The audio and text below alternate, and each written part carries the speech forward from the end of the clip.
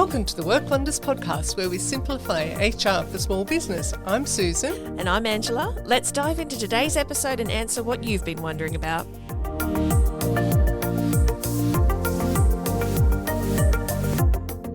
Well, it's Susan here, and today it's time for another interview. And joining us in the studio, we have Andrea Turner-Boys, CEO and founder of Women with Altitude. Hello. Hi, Andrea. Hi. Hi, Andrea. How are you going? Hi, Ange. Hi, Susan.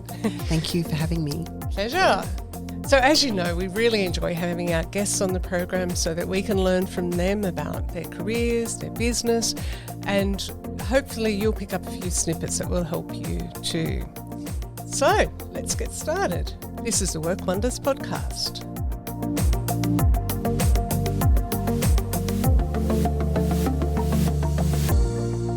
Well, it's lovely to have you here today, Andrea. And of course, Angela and I have known you for a long time. Yes. It has been a while. Before we came on air, we were just kind of working out. It's multiple years, potentially decades. A couple of decades now. But just for you and I, Susan, for sure. Yeah. So thank you. It's wonderful. I'm so glad that you're doing this podcast because you're just both full of knowledge. It's great. Oh, thank you. And it will be helpful.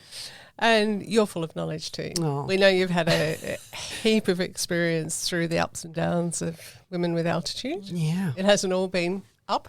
No, and still isn't. You know, like after COVID and just a few things that have happened this year. Yeah, that's right. Yeah, topsy-turvy, but that's business, isn't it? Yeah. Like it's a roller coaster. Strap yourself in. Oh, absolutely. Well, will you start by telling us, our listeners, a little bit about you and where you've come about and, you know, what's led you to what you're doing today? Oh, okay.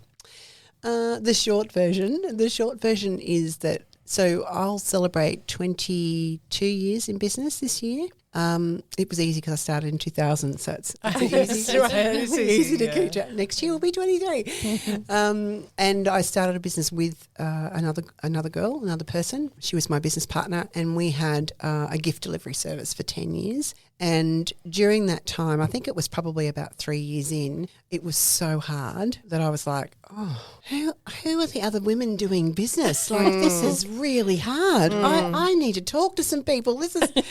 And I sat with the yellow pages and I, because we didn't have Facebook or anything, no social media, and I went, let's just have like a morning tea kind of gathering. And that's how Women with Altitude started, because we had a gathering and it was really great. And then, you know, I ran it as a side hustle, kind of giving back community project while I had the business. But I had two babies, 14 months apart, and I had a business. So I was married to my husband and to my business partner. That's how I looked at it. And it was just all too hard. So about 4 or 5 years in of Women with Altitude, I closed it down. And then fast forward to 10 years ago, and I'd sold, my business partner bought me out, and I was trying to work out what to do. And then someone said, why don't you start Women with Altitude again? We miss it.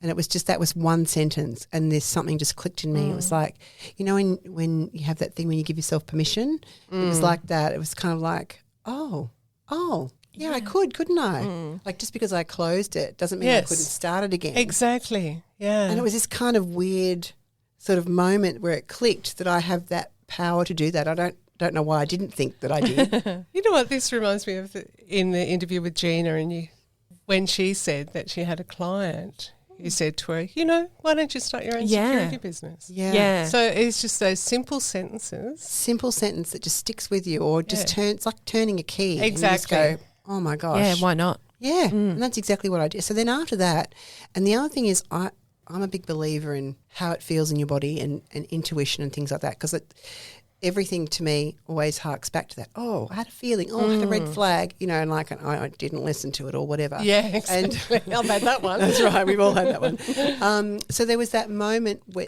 the unlocking also just was like, aha, that moment of like, and then realising that this is actually what I'm meant to be doing. Yeah. So then it just felt amazing, and I thought, right, this is what I'm going to do. And that is still the case, even though there's been some challenges. I still, when I'm having a difficult time, or I wonder about why I would do this, because let's face it, it's not financially, it's not setting the world on fire financially for me. I could probably earn a lot more in a corporate world. But I guess the mission and the purpose and what we're aiming to do with groups of women is what keeps me going. And so my go-to thing is if I'm struggling is to close my eyes and imagine it doesn't exist anymore like before, and then see how that feels. And if that was to feel great, well, then I would close it down. But if I don't get that feeling, that's my start point. So it's like, oh, no, I don't want it to not be here. Yeah. It becomes very clear. It's like, okay, well, that's my benchmark, so then I can get through whatever the issue is. So tell us, what is the mission, vision of Women Without Shoot? Well, it's changed, evolved, I suppose. Not changed, it's evolved over time. And that is around culture. So there's lots of networks around. There's chambers of commerce, there's network organisations and networking groups. And BNI, oh my God, there's loads of them. And there's even a lot more now for women. But what I have noticed is that the women's ones tend to spring up and then go, or haven't necessarily had the longevity. Some have, some definitely have. But I think it's because of the culture that we created. And I kind of worked quite hard on that as the most important thing, rather than how many people there were or how many. It was more about, well, how are we going to treat each other and how are we going to look out and help each other? That abundant philosophy, well, how does that work? What does that mean? Yeah. And so we did a lot of shaping of that. And I had a man say to me, you'll have a male that gives you a little challenge. And as our chapters were starting to grow, and you know, you won't be able to keep that culture when you start growing, because you'll right? be too big to manage. And challenge then, accepted. Yes, thank you. That's exactly what my internal did. It was like, well, you just watch me. Right? You know, that's what I had, because I thought, no, we can. And then I think we just got more savvy at the way that we marketed so that we attract the right person, which is just really all about marketing, you know, and making sure you're talking to your ideal client. So we have chapters where they are run by small business owners or people in the community and who've stepped up into a more leadership role, because let's face it, if we're running a business, we're a leader. Yeah. Most of us are leaders in our families as well. We don't necessarily like to wear the word with women, but that's what I think we are. Yeah. And they run the chapters, a little team of members who have stepped up to leadership, and they run their chapters, and it helps them to grow themselves, but also their profile and highlight their business. They get to know people a bit more quickly because they're at the front of the room. That's the model. Right. And has that culture flown into your own business and how you run from the back end, you know, your staff and so on? Yeah, definitely. I've met a lot of business owners who, you know, I've admired or looked up to and have achieved some really great things. And sometimes I've discovered that the way they've treated their staff doesn't match the persona or the external. I just don't have that in me. I'm just the same everywhere I go, which, you know, could be delightful or maybe not for some, but I don't, to me, you have to walk your talk. That's just where you, and I'm not perfect, don't get me wrong, I'm not perfect, but I think it's really important to be able to walk your talk. You can't stand and talk about culture or treating people with, you know, kindness and empathy and a degree of emotional intelligence, because that's how I look at it, and then not have that with your own team or the people that you're working with. And I think the other thing is that was really clear when I started the basket case and I started networking. The first thing I noticed was that it was small business is small. You see the same people at different networks and things like that. And for me, that was like a bit of an aha moment. It's like, oh, okay. So everybody knows each other. It's a really small world.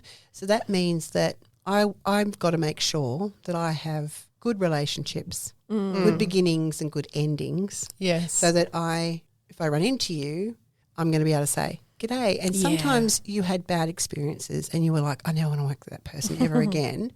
But you know what? I always aim to extract in the most professional way possible. So if I see you at networking, I can go, g'day, how are you going? You know, even if you don't want to say more than that. Yeah. That was kind of my, what's the word? Is it like the benchmark? Yeah. And so you talked about, attracting that right culture to the networking groups as well. But what about in your own team? How do you attract the right culture, if you like, the right sort of fit for your team? There's a couple of elements. There's values about how we want to treat each other, what I need and what you need. So it's actually making sure that everybody's needs are kind of talked about and where they're at. So I often will work with mums with young children because I understand that that's hard and the juggle of that. And the other thing is the methods in which you work. So if I look at things like DISC or those kind of temperaments, because you also need to have around you some different temperaments. So like I'm not great with detail and the finer detail. Sure.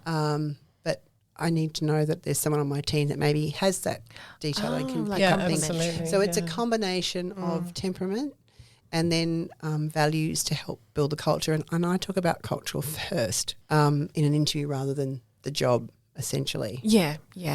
Someone told me once that you will attract into your workplace, especially if you're the manager, your family, like the things that trigger you in your life or that you have issues around are going to be around the workplace just as well as they are in life and attracting partners and stuff like that. And I thought it was really interesting. Well, makes sense, doesn't it? I mean, workplace is no different or your business is no different than your life. It's one and the same. Exactly right. People, it's just different tribes. People. That's right. So that was kind of my approach to it. And I wanted to be able to enjoy who I worked with and made sure that there was a good culture. Yeah, and so are you explicit about your values? Like, is there a list of values or something like that, or is it just how you express why you're there and why you're doing what you do? So obviously we start with why and what our purpose is and what we're about, and then I actually do have a document which is 12 core values that we talk about and that we're about, and then you can usually gauge in an interview when you're chatting with someone if it's reflective, Yes, and there's lots of like you can see and feel resonation if someone it resonates with somebody, and you can kind of get a blank if you know that it doesn't.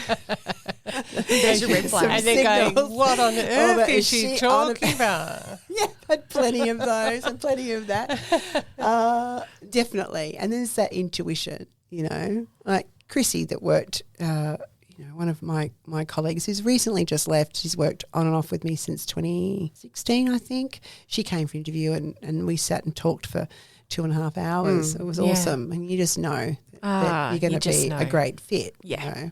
That connection. Like a connection. Yeah. It's just like anything. Well, that's what your whole thing is about, isn't it? Connection, Definitely. really. And also a degree of emotional intelligence. As a leader, I've got to keep working on myself. Right? We create, promote, allow most of the things. Like I've got to take responsibility always. If something didn't go right, well, I can't just blame. I need to look at, well, what did I do? Maybe I didn't communicate that as clearly as I thought I did.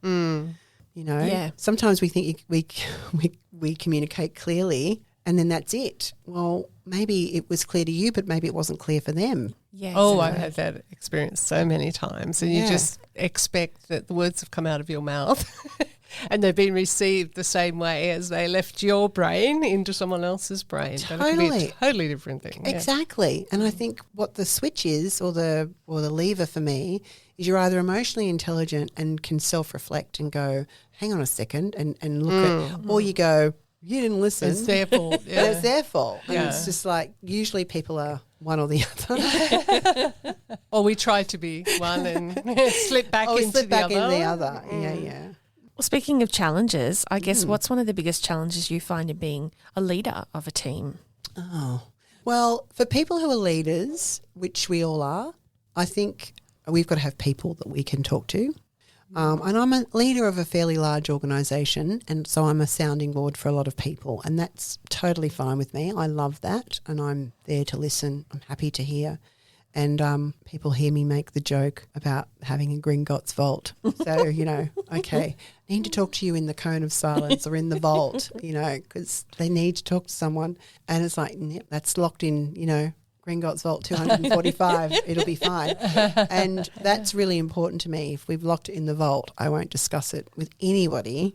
But then who do I talk to when I find it challenging? And that's the only thing I would probably say. Who do the leaders, if the leaders are leading, who do the leaders talk to? I'm sorry to interrupt, but what I'm thinking from what you're saying is that there's a lot of people in small business who don't have someone to talk to. Like they're leading their business, and if they're speaking to you, that means there's not that there's anything wrong with speaking to you, Andrea, but you know what I mean. I totally know what you mean. This is the point and power of networks. Like, it's grown for me over time in terms of how vital it is, and how flippant in some way we think about it. Oh, it's just networking. Well, true. It's not really. If you look at it a little bit deeper, it's actually building relationships. It's an exchange of ideas. Yes, it's potentially customers or people that might refer you, but I realise it's gone much deeper than that for us within Women with Altitude, especially people who've been members for a long time, that friendships have really formed. And a reliability, it's like a trust that I've got someone to talk to, because I'm really frightened about my cash flow and I'm feeling this way, or this is happening for me. And the mask is down, there's a bit of vulnerability, and that doesn't come at a simple networking event. No. That comes from commitment and showing up. You're not going to do that just because someone gave you their business card, No.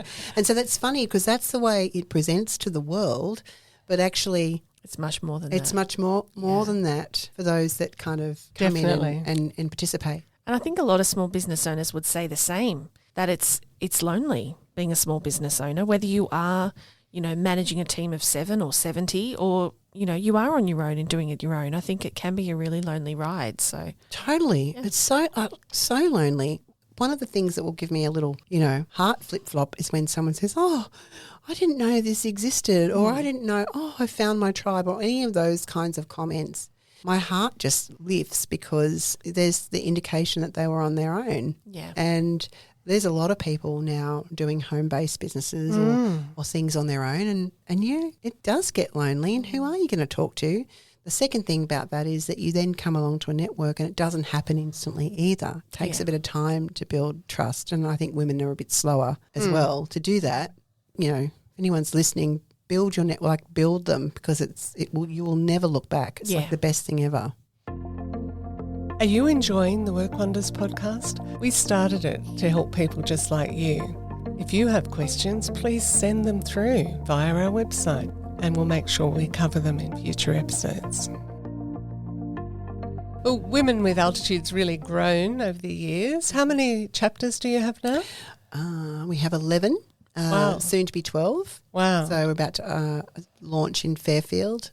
And there, I think I saw Canberra. Yes. Got up and running? Yes. Where else? I'm not going to expect you to remember all. Oh, no, I can remember them all, because they're all they're like little babies. Great, well, there's tell us. Illawarra, there is Macarthur, which is in Camden, soon to be Fairfield.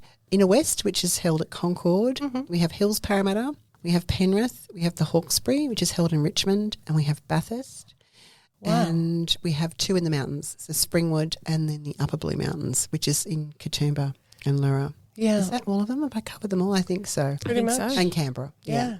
So, we're just evolving, as we're kind of getting ready now to, branch out. But we've had to really get that model right, because it's all about culture. So we're not just going to open anywhere with anyone. It's got to be the right fit, So what I'm seeing there is a lot of work. Yes. Especially for you.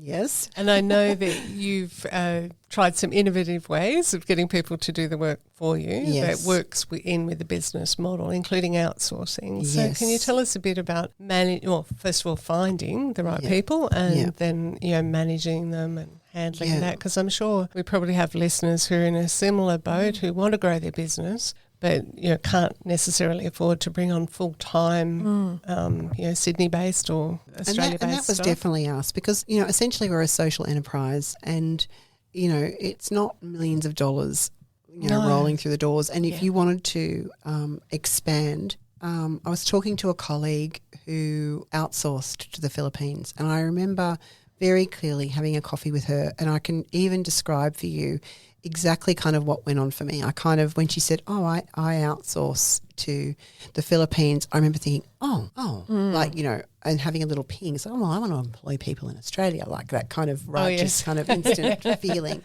I didn't say anything, but I noticed that was the response that I had in my body. And then I listened to her, and she was just like, or I said, oh, don't you want to employ people here? And she goes, well, the thing is that this allows me to employ here. And she just changed my perspective on it. And so now I say the same thing to people. If you want to take your business to the next level and you're pedaling madly underwater and working till all hours of the night, which I was, because you've got the mediums of communication, you've got social media. So much work. So much work, just replying to emails, you know, things like that. So I outsourced to the Philippines because for me it was a win. This is the other thing I learned from her. It was a win-win.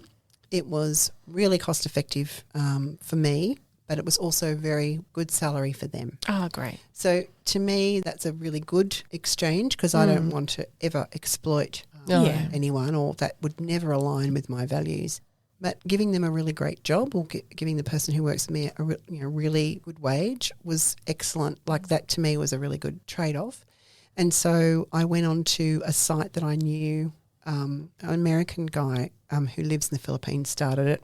Right. Onlinejobs.ph is where I go.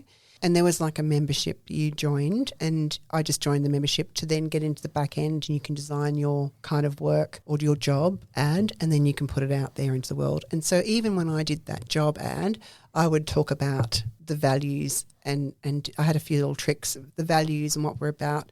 And then I would kind of bury a small task in the wording for the application.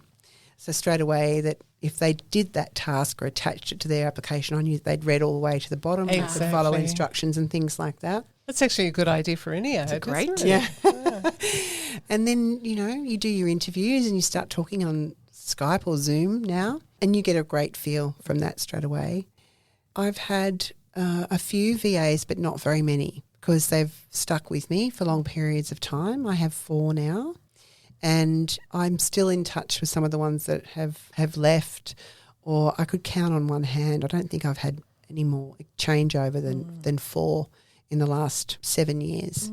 So I think that's a pretty good indicator that I'm okay to work with. Yeah. And, you know, they do work hard, but I'm quite flexible for them as well. Yeah. So I think that really works. Yeah. And the biggest thing is just that I have that support for me. Yes. It's like, you know, I've just had a discussion with you and I'm walking to my car and I really want 3 follow-up things that I said I would do for you or that I would like to do, that I can just speak into my WhatsApp and say, can you do blah, blah, blah? And then I know that it's kind of done is the best feeling. Because otherwise you just, what are we doing? We've just got this list. Yeah. Exactly, that keeps getting longer, and as you tick things off the top, there's plenty more to follow. Yeah. What I'm noticing is that COVID has changed the world, as we all know, but people want to work remotely. But having remote staff, and fully remote I'm talking about, opens up the entire world, really. I mean, if you want to hire skills across the other side of the world, not just in Australia, you can absolutely do that. Oh, you can. So it's kind of made it a much more, I'm not going to say the norm, but it's made it a more familiar sort of thing. Definitely. And you can see how much it's grown. So many people are doing it this way. And there's wonderful VAs here as well. Yes, yes. You know, that are working, mums that are working from home or just making it work. And I think what you've got to do is just find the right fit for you, and everyone will have the different amount that they can spend or what's in their budget. When I started doing it, I very much looked at it as, well, I need help. Like I was just working till midnight every night. I just couldn't do it. And so when I got that help, I then employed my first mum here in Australia, which was Chrissy. And I saw that my 2 Philippine virtual assistants helped me to grow so that I could then employ someone. Yeah. And so it's an enhancement, because there are still people who go, well, I don't want to do that. Or it's not the easier road. So I have had people say, oh, you know, I've seen spelling mistakes, or, you know, they didn't understand. And I just think as long as they're willing and you invest time in them, you can train. Well, I was going to ask you about managing people remotely, because is it more difficult in your opinion? And I guess what's something that you have learned in doing it that way? Yeah, it is definitely more difficult because they're from another culture and there's certain things that they can't do. They can't pick up the phone and just ring somebody. And, if you're working together in a team in an office, there's just that element of being in the room together that's different that you don't have. And also the level of training, it definitely is the harder road. So in other words, it takes longer to get tasks done sometimes by going down that route. I've just worked on ways to make it easier. So I use, video recording software to record a task of how I do it. Yeah. So they love that. I've got a whole library of those for them. I've got an induction video that I made to explain about our culture and who we are and get the feeling. Do you know what I mean? Yes. So I've got all these things in place to make it easier for when I need to employ another one. So it's not impossible, but you need to be willing to put the work in to make it work. Yeah. Yeah. That'll be worth it in the long run. Definitely. Definitely if you're a business owner, systems and procedures is really important. Well, It's not I'm rolling my eyes. We don't love it. Let's face it. If we're a bit creative, it's not our favourite thing. Maybe you do. Yeah. Well, thank gosh someone does. Yes. But they're very important, and so I do a 2-hour workshop for people who are ready. And one of the first things we do as we work on is systems and procedures, because you've got to have. Well, what happens when that happens? What happens when a customer calls you, or what happens when da-da-da, and there needs to be all of those patterns and processes in place. Yeah. Workflows, thank you, better word. And that's what you're teaching them to tap into, or that they can then follow. And a lot of people just don't have that if they've been working solo. It's all up here, isn't it, in their brain? It's all up there in their brain. So that's a really good exercise for people who are a bit serious about growth. And I think the great part about what you're saying in terms of having the procedure for something, or, the way that you're going to do it, is you can then identify those parts that somebody else can do, but they can also see how that fits into the overall process, from, say, your first inquiry to someone coming to a meeting. Yes. You'll have all the steps along the way, and you might have one of your VAs who does a few of those steps, but they get to see that they're part of something bigger. Definitely. And actually, when we do those steps, they're all involved in it in different ways. Yeah. Right? Because there's just, otherwise not one person is doing everything. Yeah. And so there's that teamwork where one thing affects everybody else. So your remote workers, do they have much connection with each other, or interaction with each other? They do. They do. So we use Slack. Oh, yeah. To talk. We were using WhatsApp, but Slack, and there's other programs, that was another thing. You had to work out what systems are going to work for you for managing projects and things like that. And they do. They talk to each other a lot. And then I just kind of structure my chats. If I tell them all something, I just go to the super team chat and tell them all something. And then if I work with them individually, I give them things individually. So if there's one thing you'd like our listeners to take away from today's episode, what would that be? Well, if they have a small business and they're really feeling a bit overwhelmed, or they're doing things really late at night, because we all did the hard yards at night, right? We all did that. All been there. But we've also all learnt that does not last, and that is not good for our health. No. So, Women with Altitude's become quite a holistic network, because what we've realised is it's not just about business transaction. It's about your health and well-being and your mindset. Those things all factor in, especially the solopreneurs that are out there. If you're the one that does your business and you get sick, then there's no more business, kind of thing. So, starting to branch out and not being frightened of it, get help, and, talk to people who'll be willing to share, because so many people who I've known who've gone and got a virtual assistant or some help, just, oh my God, it's just changed their life, and they can sleep, or they know that certain things are happening. It's very, very powerful. Yeah. But the other thing is to remember not to abdicate, because we can It's do your that. business. It's still your business. Yeah. Yeah, absolutely. That's really helpful. So, Andrea, how do people get to know more about Women with Altitude, maybe if they want to come along and see what it's all about? Well, they'd be very welcome to. So we just jump onto the website, which is womenwithaltitude.com.au, and we actually have a free membership. So if they join as a free member, there's nothing to pay, and actually they'll get a code to attend an event. And if there isn't one in their area, we have an online one, Pajama Networking. Pajamas. Right. Pajama Networking, which was born from the lockdowns, and we still do, which is kind of fun. Yeah. And it's just for like an hour on a Tuesday night. Mm-hmm. Or obviously in person you can attend an event and see if we're the right fit for you because, you know, it's a great tribe of people, but we're not for everybody. You know, we're very clear about who we are and what our culture is about. Yeah. And if we're the right fit for you, then they can join to be a member at whatever level that works for them. Awesome. We'll make sure to put that information in the show notes as well. Thank you so much. It's been a pleasure to interview you. Thanks, Andrea. Thank you. It's so good. I'm so happy that you're doing this, spreading great knowledge out there in our business community. We need more of it. Thank you. Definitely more women's voices doing it. It's great. Thank you. We hope you got some helpful takeaways from today's interview with Andrea Turner-Boys from Women with Altitude. We had a great conversation when we talked all about her journey as being a business owner and also about the culture in her organisation and team and also about outsourcing. We hope there's something that stood out for you in today's episode, and if there is, let us know. Jump over on our LinkedIn page and comment on today's post.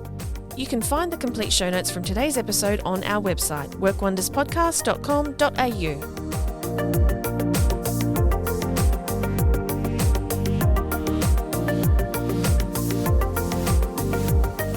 Thank you for listening to the Work Wonders podcast.